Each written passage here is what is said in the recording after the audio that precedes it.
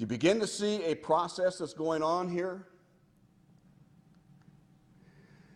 But the IUCN also created, in the 1980s, an organization or a brand new science called conservation biology. Conservation biology holds that nature knows best. Anything that man does is disruptive of what nature would normally do and therefore is undesirable. And out of the leadership of conservation biology and the IUCN came a program called the Wildlands Project, which was central to the treaty, the Convention on Desertification, the Convention on Biological Diversity, and so forth, which they tried to get in place through the U.S. Senate by ratification of the Convention on Biological Diversity, and as we saw the same map presented by Michael Shaw. What we did is, I had been drawing this map for about 2 years, knowing that this is what their ultimate objective was, and when the treaty came up for ratification in the United States Senate, we sent this along with a condemning global biodiversity assessment, and the treaty was stopped dead in its tracks. But the red area, as we've heard described before, are those areas that mankind is basically not allowed to enter, other than perhaps visit for a day and then retreat. The interconnecting corridors allow wildlife, the wolves and the bears and so forth, to have free roam from Mexico to Alaska. The yellow areas are very highly regulated areas that are protecting the core attributes of those red areas. And the little bit of light green that you see in this is where you have normal human activity, where smart growth is applied. Now, if you have any questions about the role of our federal agencies in changing existing regulatory structures and federal law, this EPA internal working document published on August 6, 1993. Now, this is a document that was published 1 month after President Clinton had signed the Convention on Biological Diversity. It had not yet even been sent to the United States Senate for ratification. And it says, natural resources and environmental agencies should develop a joint strategy to help the United States fulfill its existing international obligations, the Convention on Biological Diversity and Agenda 21.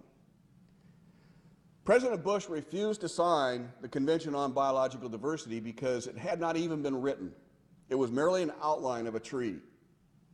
When Bill Clinton became president, he signed it during the first year of his presidency, just a month before this document was released.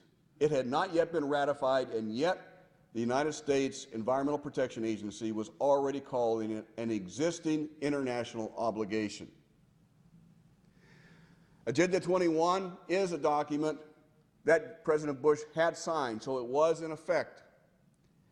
It goes on, this quote goes on to say that the executive branch should direct federal agencies to evaluate national policies in light of international policies and obligations, and to amend national policies to achieve international objectives. Now just think about this for a moment. This is the Environmental Protection Agency basically saying that their primary purpose is to achieve international objectives regardless of what is best for the people and the citizens of the United States. Not only that, but if our Constitution basically says that all policy making is to be done by the Congress of the United States, and in this document you see very clearly that these federal bureaucrats have taken on the responsibility for themselves of making United States policy, totally bypassing Congress and the elected government of the United States. If you think about that for a moment, it has unbelievable implications.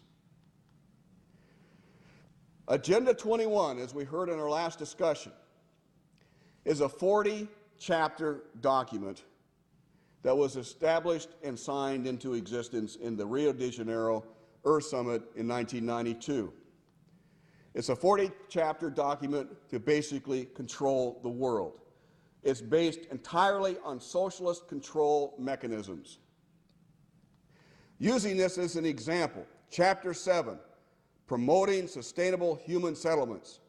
In Chapter 7.1, it says that in industrial countries, the consumption patterns of cities are severely stressing the global ecosystems. Therefore, the activities of people within cities must be controlled. In 7.5, it says the program areas included in this chapter are improving human settlement management, i.e. smart growth. And in a subparagraph, 7.16, it says adopting and applying urban management guidelines is to be done in the areas of land management, urban environmental management, infrastructure management, and municipal finance and administration. In other words, the total urban-rural interface. In C, it says to promote sustainable land use planning and management. Subsection 7.3a, establish as appropriate national legislation to guide the implementation of public policies for environmentally sound urban development, land use utilization, housing, and for the improved management of the urban expansion. Just think about that last line, the improved management of urban expansion. In other words, control of everything, all development within urban boundaries. But it does sound wonderful to the undiscriminating, the very shallow thinkers of this country. This sounds like it's a great idea. Why haven't we thought of it before?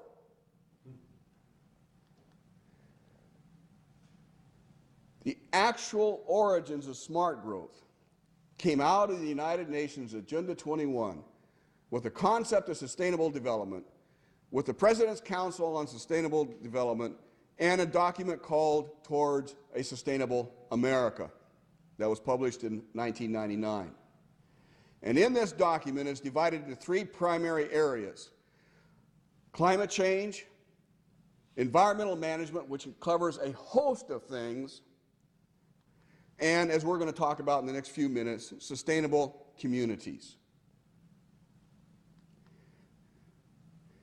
Sustainable communities, according to the President's Council on Sustainable Development, in policy recommendation number 6, it says design new communities and improve existing ones to use land and infrastructure efficiently, promote mixed use, and retain public open space, and provide diverse transportation options to integrate the places in which people live and work with the natural environment. In policy recommendation number 7, reduce sprawl and promote smarter geographical growth of existing communities. Does this sound familiar? And the siting of new ones to enhance economic opportunities and to meet future needs while conserving open space and respecting the carrying capacity of the natural environment. Again, to the non-discriminating mind, this sounds wonderful. To have economic development control so that it benefits everyone. The trouble is, it doesn't work that way. Policy recommendation number 7, reduce sprawl and promote smarter geographic growth in existing communities and the siting of opportunity and meet future needs while conserving open space and the respecting and the carrying out capacity of the natural environment. Action number 1, the federal government should redirect federal policy. This is not Congress now, this is the federal bureaucrats. Redirect federal policies that encourage low-density sprawl, in other words, get rid of anything that encourages low-density sprawl, to foster investments in existing communities. For example, it should encourage shifts in transportation spending towards transit, highway maintenance, and repair,